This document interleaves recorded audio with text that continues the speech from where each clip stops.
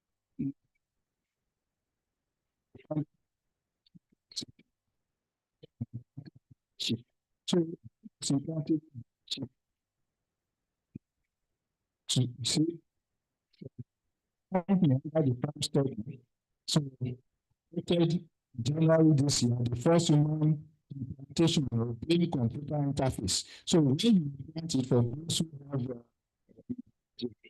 so when you put it in their brain, whatever they think the computer will do, because you have planted something and then there is that interface. So they just think. So they cannot as far as once they think that thing will be done. And so that was planted in their brain, and it was done for 4, and it was successful. And they have recruited more, and then the project has continued. The implant involved is the N1, the size of a copper, and was implanted using an artificial intelligence R1 robot. There is no human surgery that can do that.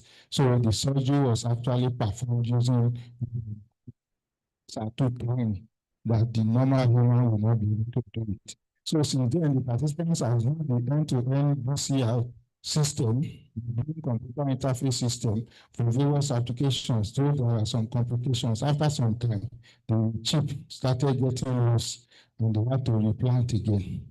So they advertised for. So let me just additional information on the seat. There's another one that I want to tell you because that was an attempt to transplant the head. So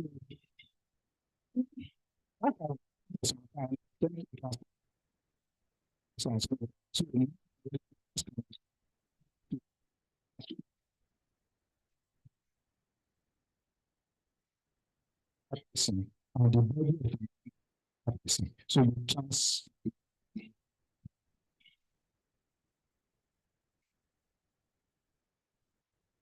it's like swapping.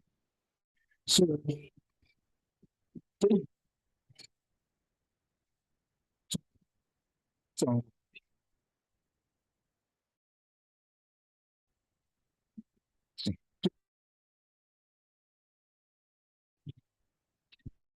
so some start of it and ticket transport system. So it's the robots that will do all this because it will not be able to do it. So that's the transplant. So the project aims to offer removal to patients suffering from terminal illnesses, neurodegenerative diseases, and paralysis. It has been described as a transplant system with robotic surgeons and AI precision. So if you go to projects, in fact, I even went to them and they sent me all the videos, all the everything, all the photographs, huge kinds of documents they sent to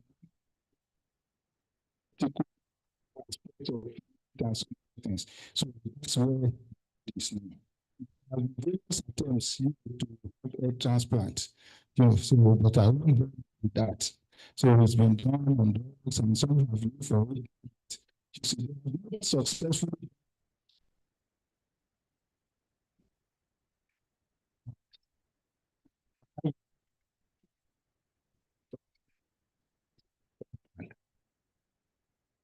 So there's a school, the Alpha Private School in Western Texas. So they no longer employ teachers. So what they do, just have guides.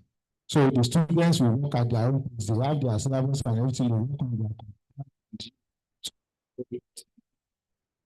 computer. So that is the future.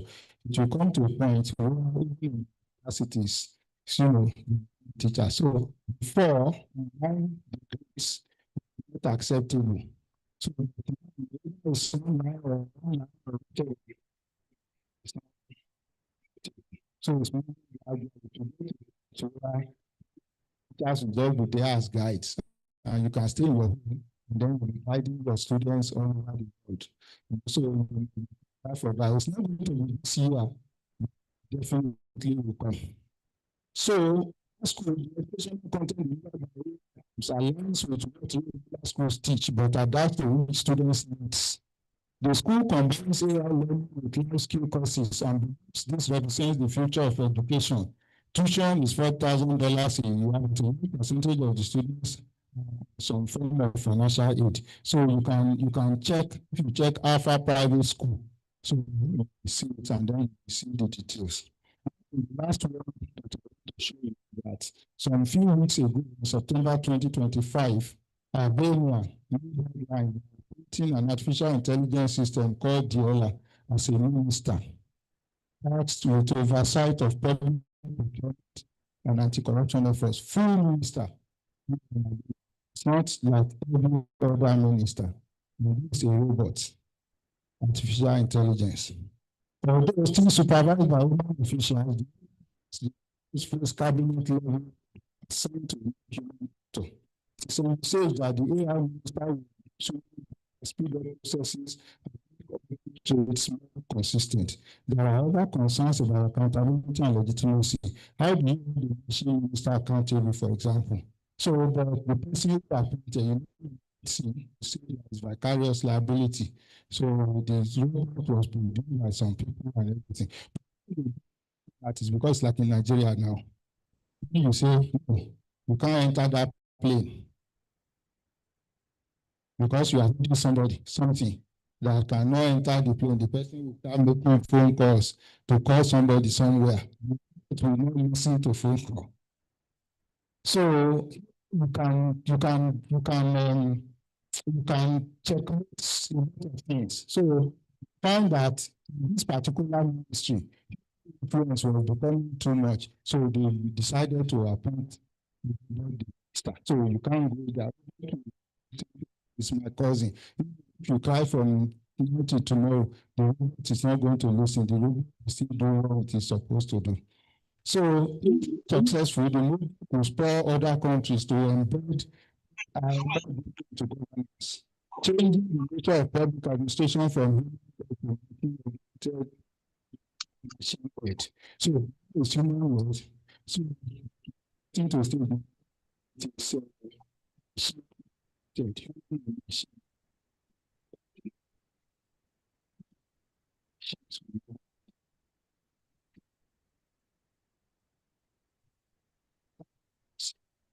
to each other and entertaining all of us. They are producing robots that can really do this. So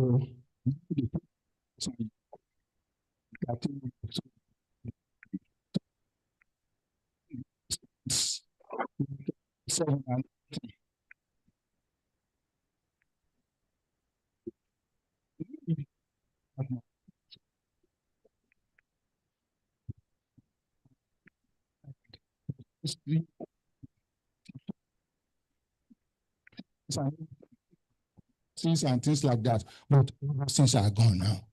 Those things are changing. So that's where we are. So finally, so I want to say that it will be tough for Nigerian institutions if artificial intelligence is changing the world so rapidly and Nigerian educators refuse to change. So we as dentists, we must also not refuse to change. Another education bodies have for to play this rapidly evolving field of so solutions to the challenges.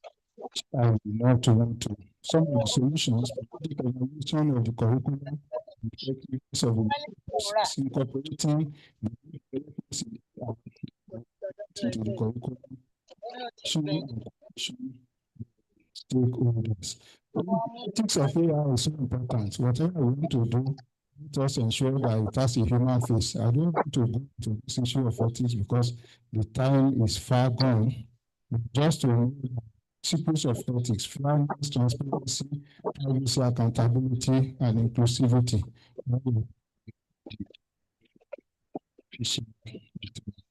So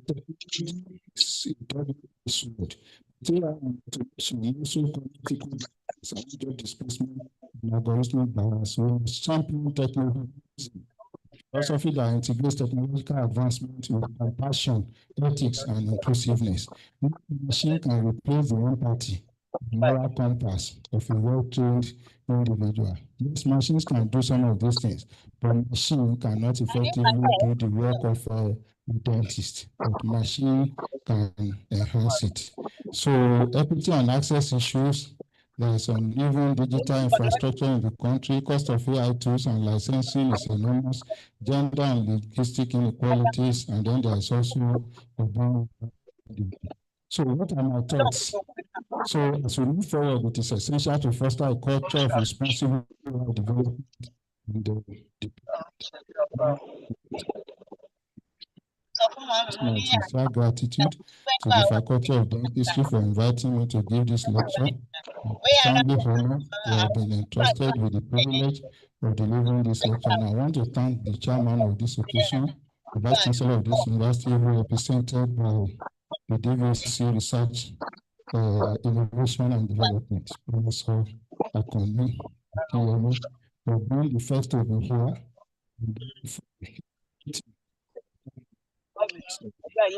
Yes, sir. Yes, sir.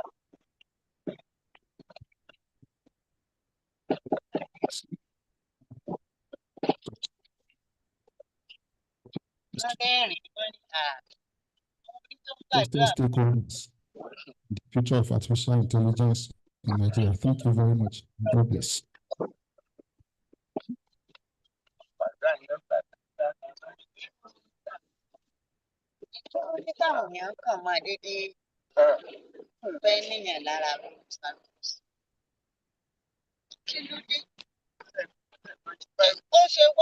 Sorry, please have your seat, please. Thank you. Thank you very much. I'm going to copy somebody now, and you know I'm trying to copy him. Let all living souls remain standing. I'm talking about. That's the university arrow. Please, all living souls, let's give standing ovation to our speaker. All living souls in the hall. Thank you very much. Take your seats. Recognize that my chief wants to depart soon, so we want to please present the plaque before that exit. And for that purpose, we're going to invite our host to please present the plaque on behalf of the Faculty of Dentistry to our keynote speaker.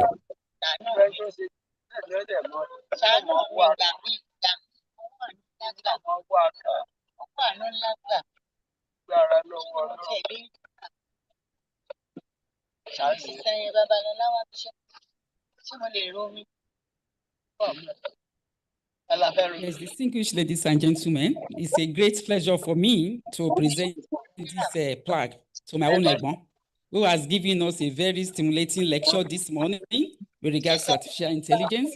So this is the Faculty of Dentistry, College of Health Sciences, presenting with an award of appreciation presented to you in recognition of the appreciation of your scholarly contribution as keynote speaker during the 19th Faculty of Dentistry Annual Scientific Conference held on today, 18th of November 2025. Thank you. Daddy or something.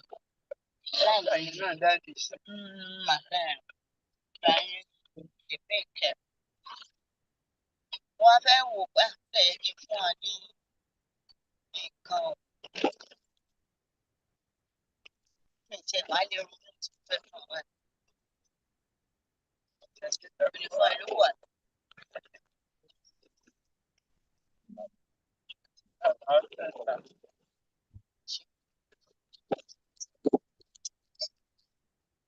I'm already back.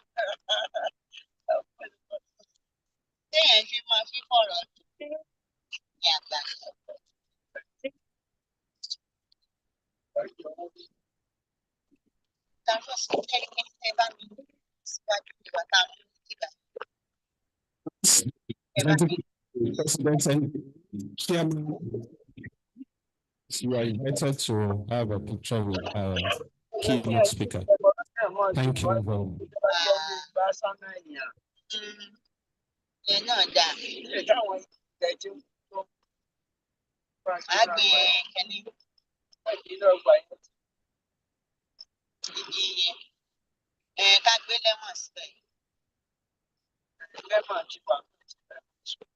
Kámọ̀ sọ. Ẹ̀ka gbé mi sí. So Abere, please also invite me.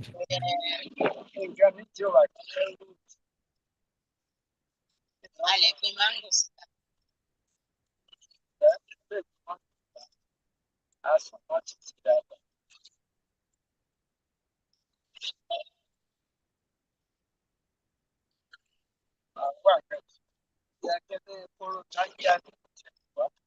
Àjálù. Thank you very much. Thank you. Let the applause keep coming, please.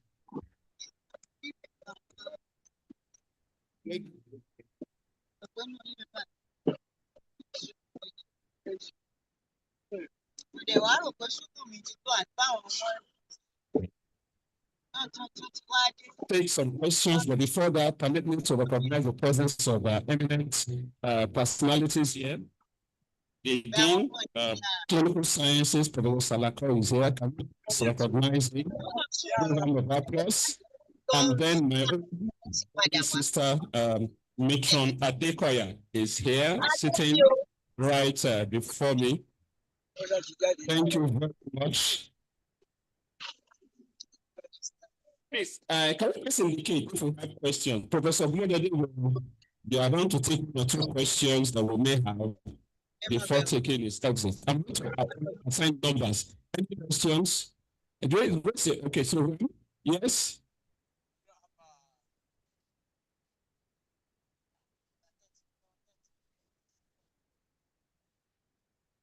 I want to know.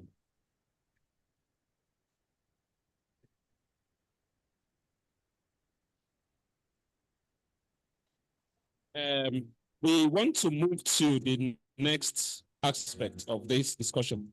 Dean, sir.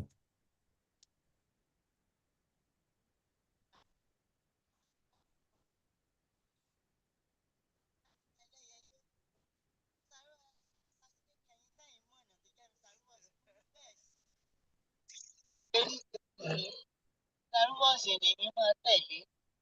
Many times ó dẹ̀ tí máa wá gbàgbé iṣẹ́ àwọn. Ṣé iṣẹ́ àwọn ni wà nínú mọ́tò? Yeah, the questions will come after the guest speaker has finished the presentation. We want to recognize Dr. Adepeti, Vice Dean, Faculty of Clinical Sciences.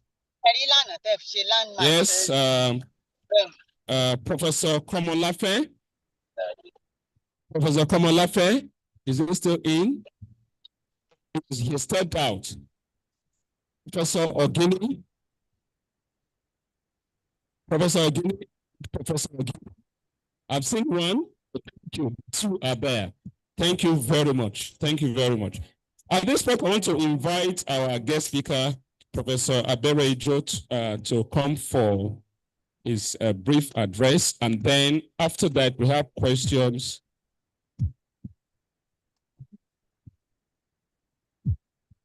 Well, we will just give a minute or 2 for that. I'm sure we've all heard the word paparazzi before, but has anyone had the female variant of that? Mamarazzi, okay, because I was in Lagos for a presentation, and the representative of the provost said we're going to have mamarazzi. So I was wondering, and I discovered that the photographer for the college was a woman. So I said, okay, so this is not paparazzi, it was mamarazzi. So at this point, I want to invite Professor Abere Ijo to please come forward for his presentation. And if there are questions, he's going to be able to take the answers to both his presentation and to Professor Gumodede's presentation. You are very much welcome, sir.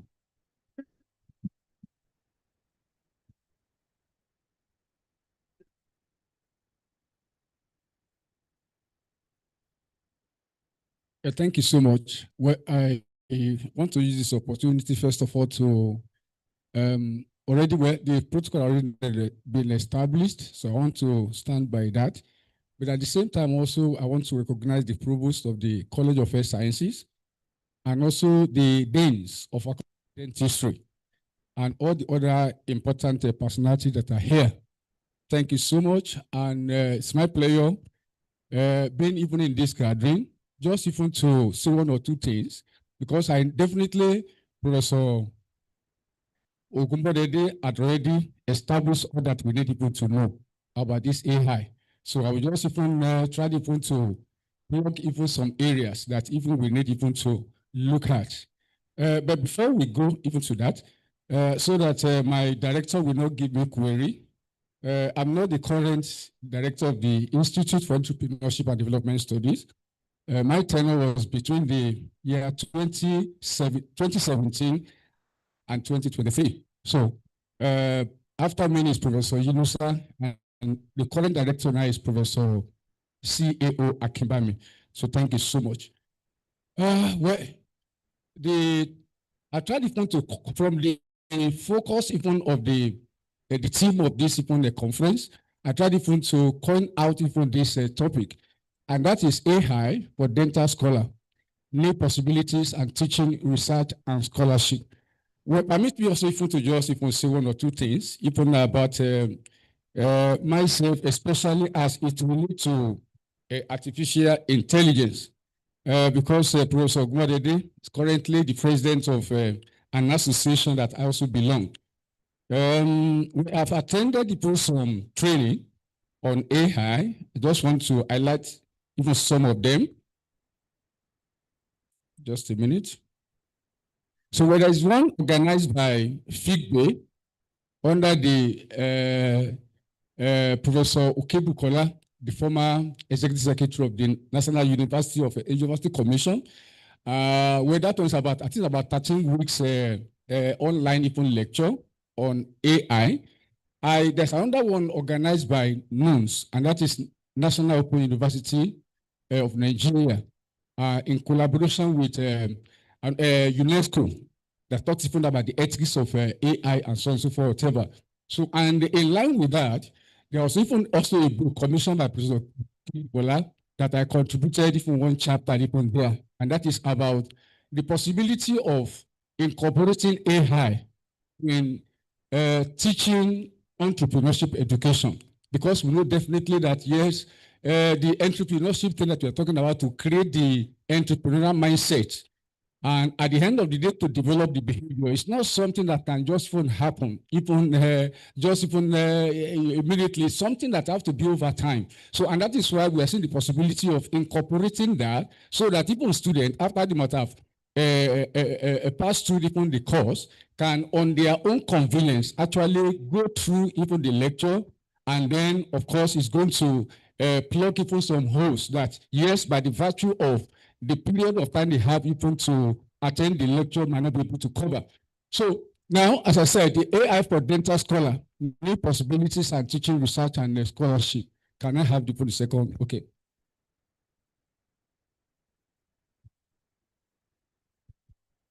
Okay. So by way of preamble, I want to say that yes, AI has become a household name. Of course, everybody knows even about it now, but of course, with so many misconceptions. And one of the myths is that AI will make human beings incapable of independent thinking, and that has been the concern worldwide. And that is the reason why the aspect even of ethics and all those things comes in. And the misconception actually stems from the misunderstanding of how AI works and what it designed even to do.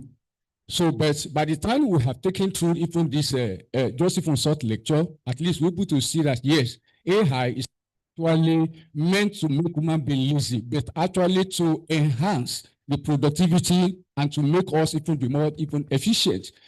So it is important to know that AI does not think, because there is this slang even in computer technology that garbage in, garbage out. So it is what you have instructed AI, because the only difference is that yes, it has even computing speed, and at the same time also it can actually be trained on very large data. Just imagine how you are training even computer to read all the books in Esikaya Oluwasemi library, and it's able to now give the summary, or whenever you're asking questions, it's able to tell you that this and that and that. So that's the only difference. But at the same time, it does not think, reason, or create meaning in the same way human being even we do. So So it only processes patterns from data and provides predictions, suggestions, or automation that assist human decision making. So as I said at that time, once you have trained even the AI tool, of course, its own is now to provide the kind of prediction that's on the basis you have given to me, on the basis of the data that I'm having, yes, this is likely what's going to happen. And at the same time, to make suggestion that, yes, on the basis of this one, this is likely going to happen. And then a way of automating what we human being, of course, the routine tasks that if we do, instead of just even continually doing that, is going to automate that. So at the end of the day, it's going to help us to make decision accurately. So as a result, I'm now saying that recall that calculators, when it first came, did not eliminate mathematics, but actually enhance it. I remember when I was in primary school, you have to learn even hand, yes, all the times table from 1 times 1 to 1 times 2 up even to 12. But later on, we even at the secondary school level now, we now have even the calculator you use even in the exam. So rather than actually eliminating mathematics or any other subject that is calculation-based, it's actually enhancing it. And the computer, when it was also introduced, you not eliminate even scholarship, but accelerated this. I'm just trying to say this, that yes, if you have that understanding, we also know that definitely AI is not actually to make us redundant, but actually to make us more productive. And at the same time also, digital imaging, just even as Professor Ogmodede said, did not weaken dentistry, but actually improved accuracy, speed, and patient's outcome. Likewise, AI supports human intellectual activities by providing fast access to information. So something that is going to take you about 1 week or even more for you to gather a lot of information, maybe on the basis of paper you want to write or a particular thing you want to do, whatever, AI will just give you that information within even a few seconds, and on the basis of that, you can then integrate it and sift out whatever info you need. Then AI also enabling adaptive learning. So which means that yes, learning can actually be adapted even to everybody's even pace. So which means that I want to know this, and on the basis of what people you are giving AI, it can actually give you a kind of training or learning that is going to help you, and at the same time also offering realistic simulation for training and assisting with literature review. Of course, this definitely will definitely be even of importance even to all the academics, because especially by the time if you are doing a literature chart, then you need even to read so many journal articles, sometimes also from books and some other publications for you to be able to now sift together those things that are relevant to whatever you want to publish. But now with AI, it's going to assist with literature reviews. And of course, lastly, it also improves the efficiency of data analysis, no matter even how large even that data may be, whatever.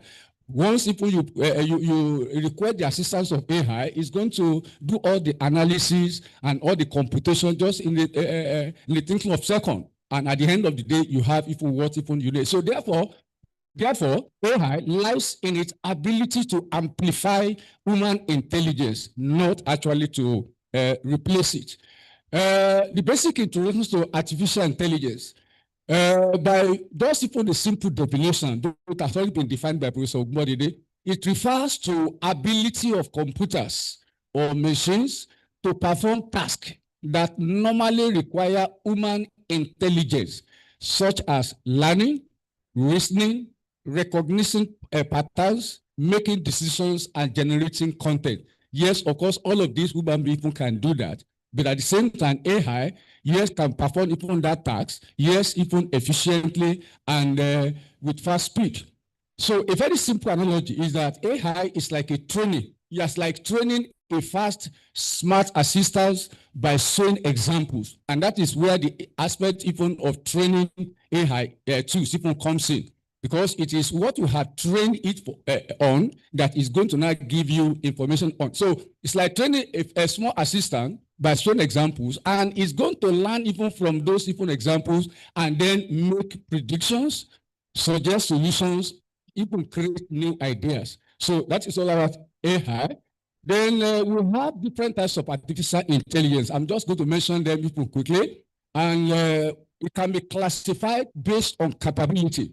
And that is, this one refers to how much intelligence or autonomy an AI system possesses. And there are three main types, even along that classification. We have artificial narrow AI, that's ANI, and this one is designed to perform specific tasks. Example is ChatGPT, Google Maps, facial recognition, and so on and so forth. And examples in dentistry also can also is AI that dictates cases on radiographs and measure periodontal bone loss. We have tried to put together from even AI. Now we have also the artificial general AI, which is AGI. This AI can think and reason like human, though it's not yet in existence, but still a research ambition. So that is the kind of what even those in that field, they are trying even to look even towards that. Yes, they can have something that can actually reason like human being. And of course, also there is artificial super intelligence, ASI. Also, it's an hypothetical form of AI that surpasses human intelligence in every domain, a domain of creativity, emotion, reasoning, and social skill. And it is also, again, speculative and does not exist in any form. So whether the scientists along that line, whether we're able to achieve that or not, even handle that thing entirely. But that is actually even a kind of position that they are looking even towards. Then classification based on functionality. This explains how AI works and what it's designed to do. So we have the reactive machines, simplest form of AI, not learn but react based on the current input. And a very good example is chess program, that on the basis of your move is going to predict what is going to be the likely move that to checkmate you. Then of course that is the simplest form of it. Then we have limited memory AI, and this is the AI systems that learn from past data and use it to make decisions. Example of self-driving cars, diagnostic AI tools for X-rays, and so on and so forth. Then, of course, the theory of mind, or AI that can understand human emotions, intention, and social cues. This also is research. I'm just trying to list all of this so for us people to see what has been the existence and what actually the scientists even around that field are also looking forward even to. Then the self-awareness AI that has consciousness and self-awareness. This is also science fiction and does not exist, and of course may never even exist.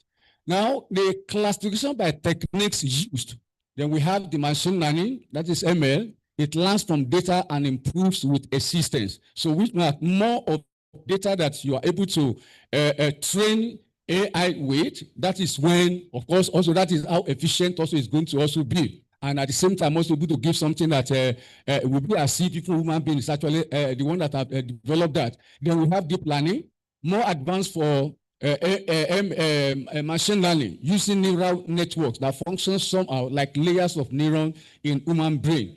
The natural language processing, AI that understand and generate human languages. We have the computer vision, AI that interprets visual data, such as images and videos, just as the first speaker said, Professor Ogumba, the day that, yes, you can actually show AI, maybe a kind of X-ray.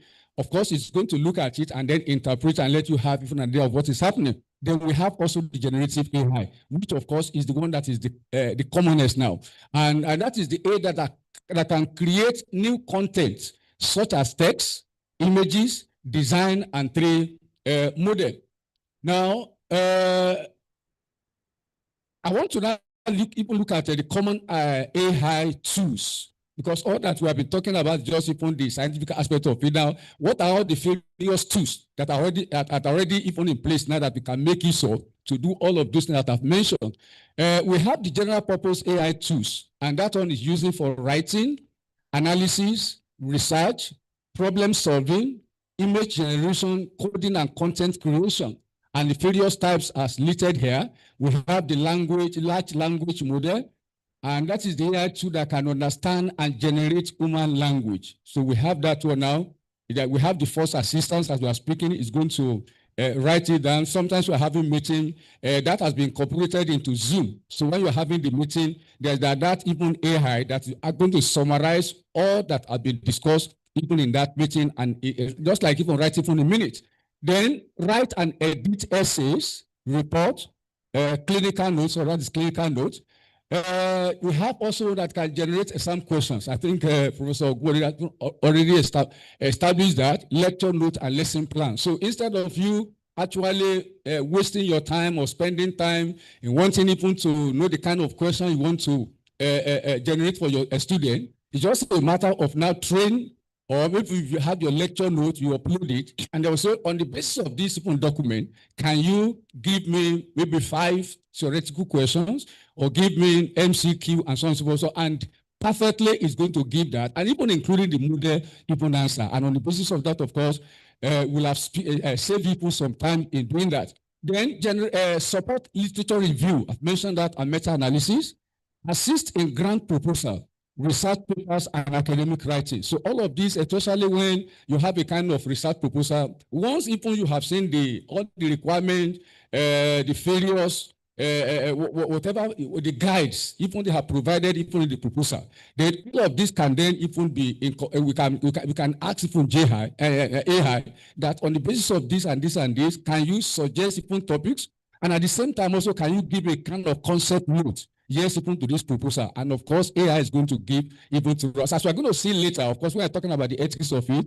We also must note that, yes, not all the outputs, the information given to us by AI, yes, not all of people can they are correct. Because as I've already even established that this even problem of hallucination, you just discover that, yes, it's giving you something, and even quoting an author which has never been existent. So we need people to that. But at the same time, it can actually even help us, give us a kind of a framework, a kind of template on which you can then work upon and then improve even on it. Then provide instant explanation for complex dental concepts. An example of that, and of course, the one that is the most common one is ChatGPT, which is an open AI. We have the Google Gemini, then the Cloud Anthropic. Then you have people Copilot, that is the one even designed by Microsoft. And then we have even Limla, that is a Meta, the one that is incorporated with your what you call WhatsApp. So you can also add on your WhatsApp, and also ask some questions. It's going to give you explanation of some of the things that people you want people to do. Then we also have the AI image generators, and that is preparing teaching visual, generating images for conference presentation, creating anatomic diagrams, design clinical illustrations, and examples as listed here. We have dial.e, Midjourney, Stable Diffusion, and so on and so forth. So all of these, we can actually use them. And of course, there are so many other examples. There are some that are free, and there are some that, of course, you have to pay before you can enjoy even the benefits of that too. So all of these can actually be used to generate images, to generate visual even objects on the basis of whatever even you are trying to do. Then we also have AI coding and automation tool, which can generate codes for statistics, simulation, and modeling. Yes, I've used this one before, tried even to use SPSS, yes, to do a kind of analysis. And I tried even to say, okay, well, this actually is my goal. And this is what even I want to achieve. Can you teach me step by step how I can use SPSS for Windows to achieve that? And it's going to give you the step by step, what you are going to do, everything where you need to recode and everything. And at the end of the day, whatever, by the time you discover that it's going to give you. So we think that there's that even that can help to generate codes for statistics. And those that may not even, like some people that there is this statistical different tools also called R. Instead of us even cramming all the codes and everything, whatever, you can actually use AI, yes, to say, this is what even I want to achieve. Can you help me generate the R code for me to be able to do that? And of course, it's going to do that. So data analysis for research projects, automating repetitive tasks. An example is as GitHub, we have Copilot, Rapid AI, Google Colab with AI assistants, and so on and so forth. So these are various different examples of that. Then we also have AI productivity and office too.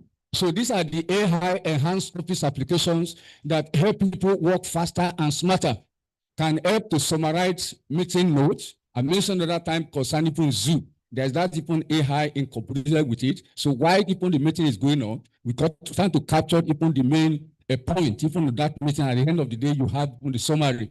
Then drafting lecture materials, creating PowerPoint slide automatically. Yes, if you have even your the presentation in form of in prose form, you can, well, of course, even if whatever you have developed is not something that you don't want to keep secret, you can upload it. And then, of course, AI is going to help you create PowerPoint, generate even all the various points that you need people to present. And even if possible, I think there's the AI incorporated with the 365 Microsoft Office that actually, by the time you type, is going to suggest even to you the design and also all the various images that is going to also try to relate to whatever you're trying to present. So that is drafting lecture material, creating PowerPoint, analyzing large data sets in Excel, completing administrative tasks faster. An example of that is Microsoft 365 AI features in Word, Excel, and PowerPoint. You also have the Google Workspace AI features, Notion AI, then Zoom AI. I think I've mentioned even that. Now, let us now try to see the application of artificial intelligence in dentistry. Professor Ogbori has done justice to that because I'm not even knowledgeable in that area, and he has already pointed those areas that, yes, we can use. But I've tried also even try to use Google AI and also Google to see the various areas where AI can actually be incorporated into dentistry. The very first thing is to also remind ourselves that already, whether you are aware of it or not, yes, there are applications of AI that we are using every day. And one of such is your smartphone and personal assistants. Two like Google Assistant, Siri, Alexa use AI to interpret speech, answer questions, set reminders, make recommendations, and also facial recognition feature unlock your phone using AI-powered image analysis. So especially because of the issue of cyber security, we now have the various of the way you can actually make your data even secure. And one of such is the facial recognition. So we ask you to open your mouth, blink your eyes, and so whatever. And at the end of the day, it's going to now say, okay, yes, you have the right access even to that and whatever. Then even some of those that are using these fintech even tools like OPay and PalmPay and so on and so whatever. So by the time you are trying even to change even something, or maybe it's not, you want to open that on another, of course, is going to also request that. So these are just incorporation of AI, just to make sure that yes, an authorized person will not get access to particular information. Then we have the online services and social media, Facebook, Instagram, TikTok, and YouTube. All of these, they are using AI to create personalized content feeds. We are already aware of that. By the time you are typing something, whatever, of course, it's going to suggest you. Do you want this? And at the same time, based on the history, yes, even of your surfing internet, of course, it knows exactly what are those things that people you have been searching for, and it's going to suggest something to you. So these are all applications of AI in our everyday use of it. Then health monitoring and wearables. You have the smartphone that is using AI to monitor heart rate, sleep patterns, physical activities. You have even the wristwatch now that can do that even for us. Then navigation and transportation. Google Map, of course, I know that majority of us were already doing that. Rely on AI to analyze real-time data, traffic data, and it's going to suggest optimal routes and, in fact, estimate arrival time. So these are all the AI applications we are already even making use of. Then the online shopping and financial services, e-commerce platform use AI to recommend products based on browsing patterns. Also, banks are now using AI even to detect even fraud. Imagine that if you are using your maybe OPay or PalmPay, and over time you have been sending maybe an amount of money that is not more than 10,000 naira. So maybe within that range. By the time you are sending something like 20,000 and 50,000, of course, because it has already been familiar with the pattern, even of the amount of money that you have been sending, of course, it's going to now even raise query. Are you sure that even you want to send this amount of money? So these are just even application of AI, just even to make sure that yes, it's not an unauthorized person that is trying even to send money even from your apps. Then the dental education and research, right, is contributing to the evolution of academic dentistry. transforming how students learn, how lecturers teach, and how researchers analyze data. An example of such is that when AI enhanced teaching and learning, we have the virtual simulation 3D, which allows students to practice procedure in safe and control environment. Just as Professor Ogmori also said, you can, on a particular subject, use AI to generate even FC question or some question, and on the basis of that, yes, if you are able to answer them correctly, of course, you know that, yes, even you are home, even with that topic, or maybe kind of essay questions. And you can even instruct the AI to give you some kind of a modest answer of how to approach on that question. It's going to also do that. So, which means that AI is actually enhancing teaching and learning, even by the students. Then we have the intelligent tutoring system that can give instant feedback on performance. And of course, the automated assessment and competence tracking. It can evaluate student performance on task cavity preparation or radiograph interpretation using objective metrics. So all of these, they have capabilities of AI that can even aid in both learning and teaching. Then AI in dental research, that data analysis, systematic literature review, imaging research, I've mentioned that. Then, of course, research productivity and academic writing. AI tool assist research by suggesting literature based on research questions, help draft proposals, manuscript and ethics application, as well as organizing data and generating visualization. I've already mentioned even that data and whatever. Now, instead of us even wasting time, of course, as I said, that has not even removed from us, yes, the responsibility of making sure we contact relevant literature. But we have all of these AI tools now that can suggest even the various journal publications, journal article, and even summarize everything so that at the end of the day, yes, even you can be more even productive. Then AI and dentistry as a profession. AI is transforming dentistry by improving diagnostic accuracy, enhancing workflow efficiency, and supporting better clinical outcomes. An example, we have diagnostic assistance, and that is AI algorithm can analyze dental image with high precision, such as radiograph interpretation. You have predictive analytics. It can forecast oral health trends for individual patients by predicting risk of periodontal disease, caries progression, or implant failure. And at the same time, also patients' experience and engagement. High-power chat bots and virtual assistant can actually answer patient questions, provide post-operative care instructions, or offer round-the-clock even support. So these are all the areas that you can actually even assist, so that by that 24/7, it's going to be as if you are there to answer even your patient or your client. Now, I'll just quickly go through some of the practical AI tools. For learning and study, we have ChatGPT, we have Cloud, we have Gemini. Then for research, we have Semantic Scholar, Research Rabbit, Ariane for systematic reviews, LEC.org for article summaries. For teaching and presentation, you have Canvas AI, PowerPoint Copilot, Diagram Generator. For clinical works, Peer AI, Overjet, Smart Design AI tools. Well, it's important also, just at the beginning of this lecture, I made mention of the ethical aspect of using AI. So ethical and responsible use of AI. Productivity must be balanced with responsibility. And that is, as a result, there are a lot of key concerns. And some of those concerns are the data privacy, especially by the time you are trying to train the AI on a particular data or particular publication or whatever, where the issue of privacy also comes in. Is this something that, yes, of course, you want other people even to know about? Because once even you put it there, of course, there's no way you can retrieve it. The footprint has already been established. Then referencing, yes, the problem of hallucination.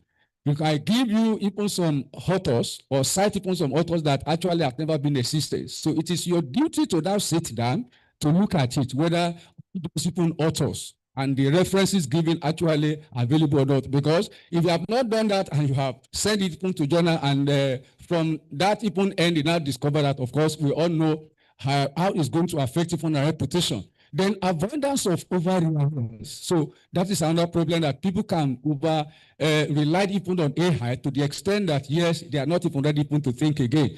I was taking even a course with my student, and I gave them an assignment. I said, and people to tell me the reason why small, and medium enterprises, even for even up to about 10 years, they still remain small, and how industrial extension services can actually help. Now, one of them that even submitted immediately, once even I seen even the submission, I know that definitely this AI generated. So, which means that it's not even ready to actually think and also have even a kind of input even into it. So now that problem is there. So which means that we must avoid even that. Then maintaining academic integrity, ensuring that AI suggestions are clinically validated. So which means that AI must remain a tool and not decision maker even for us. In conclusion, ladies and gentlemen, AI is not the enemy of hard work. It is the friend of smart work.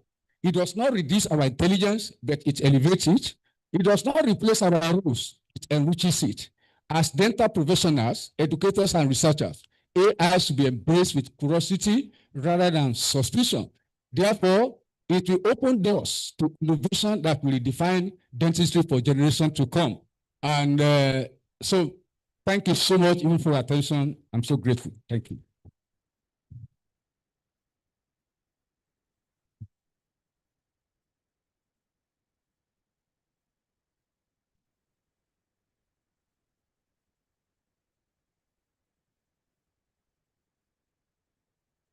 Thank you very much, sir.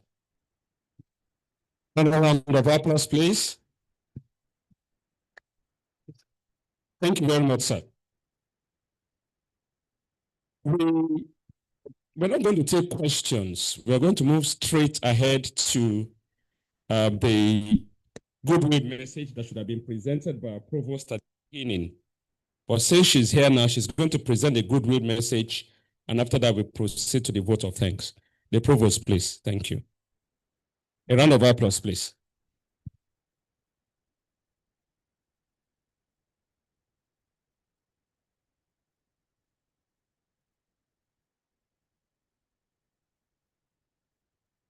Good morning, everyone, once again. I would like to extend the existing protocol, though I'm going to appreciate our VC for sending the DVC Research Notion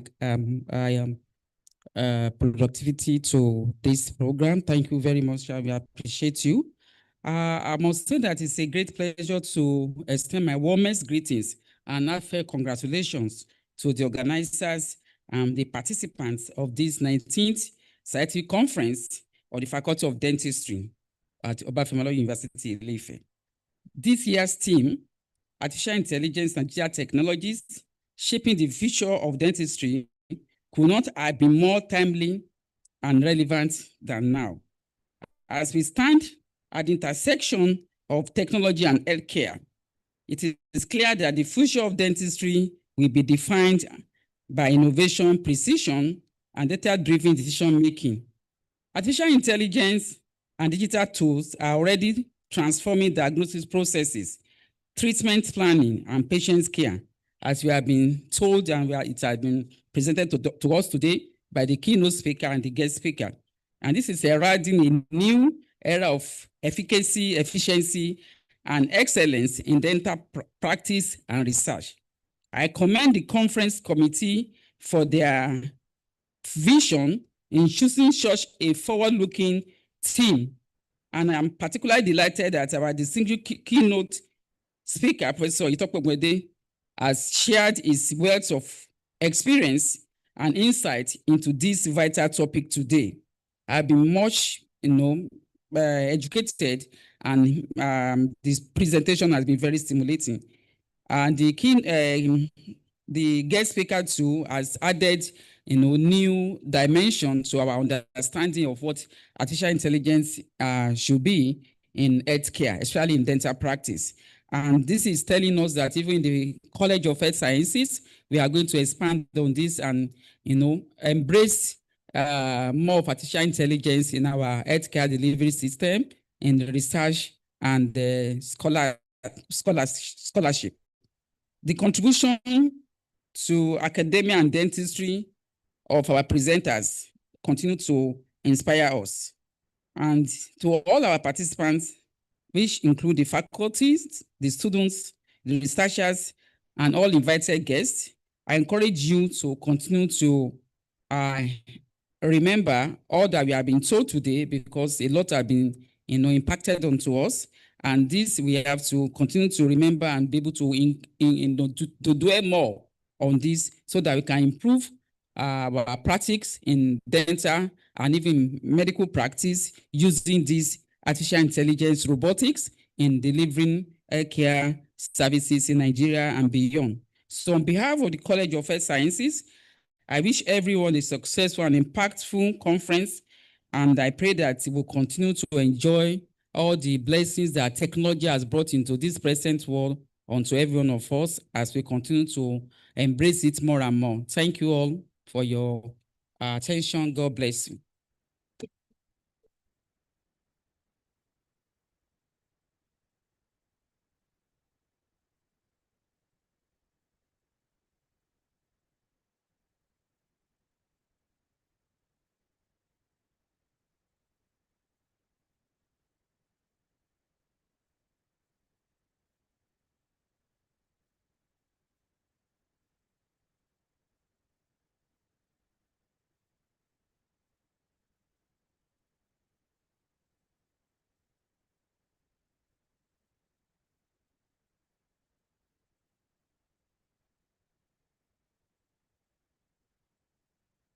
Thank you very much, dear Provost, for that goodwill message.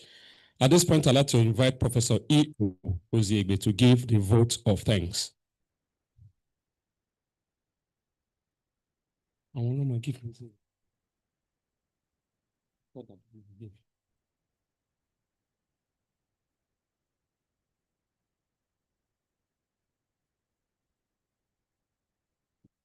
The closing remarks will come after this because after the VC has spoken, nobody speaks. So that's why I want the vote of thanks to come before that. Professor Oziegbe, please. Thank you very much, Professor Wato. Good morning, everyone. And I have no doubt in my mind that we have learned one or two things about artificial intelligence. And I'm sure that leaving this place, we all go to our phone to download any of those apps that have been mentioned. So on behalf of the Dean, Faculty of Dentistry, Professor Siti Bambishe, the academic staff, the non-academic staff, and the students of the Faculty of Dentistry, I want to appreciate every one of us, in particular, the representative of the Vice Chancellor, in person of Professor Akinyemi, the DVC, Research, Innovation, and Development, who came very early to be part of this program. Thank you very much, sir. We appreciate you. I also want to say a big thank you to the keynote speaker of today, our own person, that's Professor Eyitope Ogunbadede. Thank you very much, sir. The guest speaker of today, Professor Aberejo, thank you very much. We enjoyed your lecture. We're very grateful. To the provost of our college, Professor Adegbenbe, we're very grateful. Thank you for making time out to be part of this program. We appreciate your being here. And my brother, my uncle, that's our associate member of the faculty. I think he has left. That's Professor Fatisi, Adeshegun Fatisi. Thank you very much, sir, for being here. Grandma in the house, Professor Adekoya Shofowora. We appreciate your being here. Professor Mrs. Fatisi, thank you for coming early. All other professors in the house, we appreciate your being here. The deans, I saw the dean of the Faculty of Clinical Sciences earlier, Professor Salako, and the vice dean of Faculty of Clinical Sciences. A big thank you for making time out to be part of this program.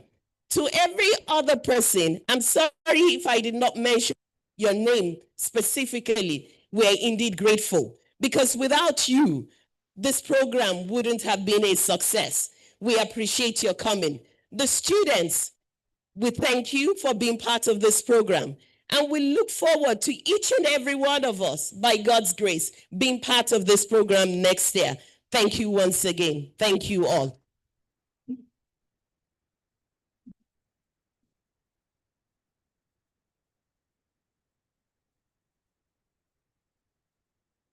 last part of the vote of thanks is to thank Professor Ziegbe for giving the vote of thanks. So let's say thank you to her. At this point, I'm going to invite the representative of the VCOAU, Professor Akinyemi. As he comes up, I don't think we realized something this morning. Can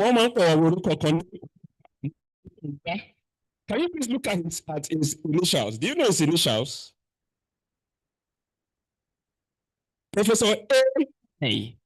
Akinyemi, please come forward to give there. That's why the VC chose him to represent him here, because he had genetically. You're welcome, sir. Good round of applause.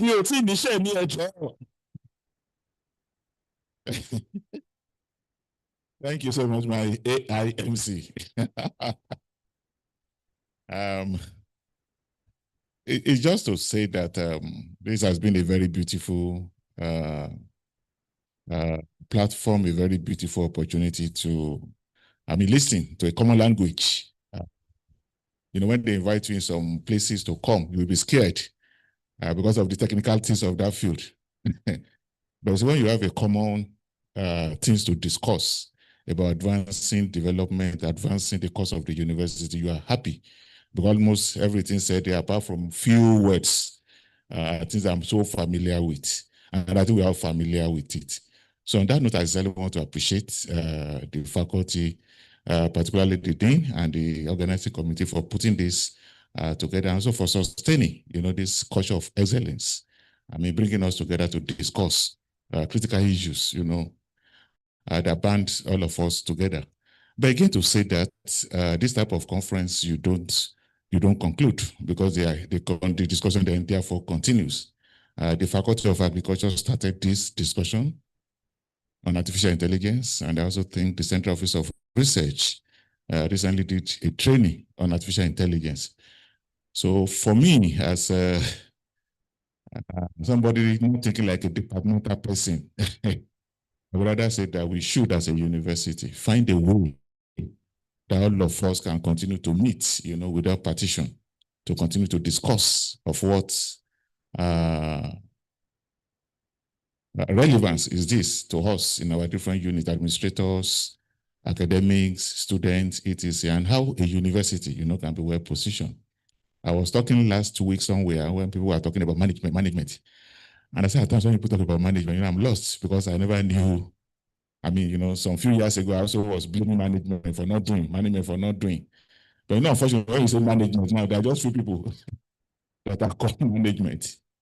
But there is no real management to do things. It's for all of us to continue to find a way to say, well, we have had this conference. How does that apply to us as a department? How does that apply to us as a faculty, to a college, to a university? So when we continue to have such continuous discussions, then we will find a way. It will be advanced to our faculty meeting. It will be advanced to Senate meeting. That is when it becomes of benefit to the university. So on that note, necessarily this will continue to be a discussion, for the next few weeks, for the next few months, and for the next few years, in a way that continues to advance our university.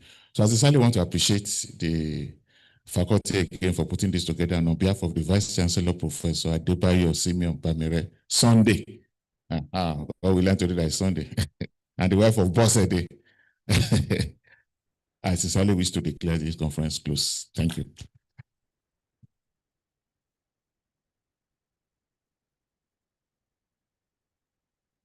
Before we take the national anthem, after things have been approved in faculty at times, you now have some post-approval comments. Some people have been online and they have sent me some protest notes. So on that, I want to please recognize all those people online, Professor Morenike Opong, Professor Otuyemi, Professor Dosumu, and other people that have been online. We recognize your presence and your contribution. And all the members of the committee that worked with the Vice Dean, you are very well recognized. Members of the committee, I'm repeating it for emphasis, you are very much welcome. At this point, we'll take the OAU anthem. Let's rise, please, for the OAU anthem. And after that, the national anthem.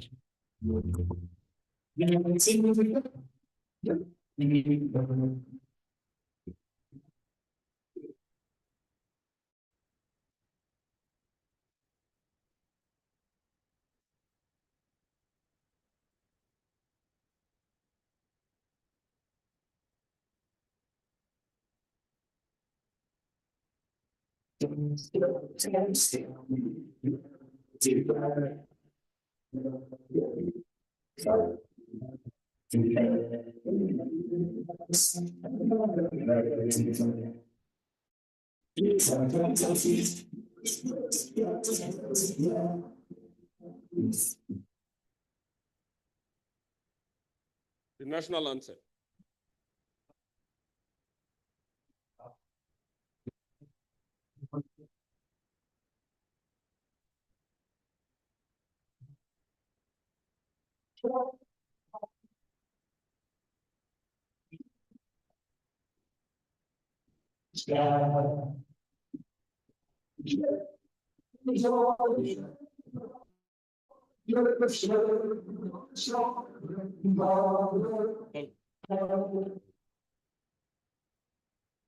Thank you very much. Thank you very much.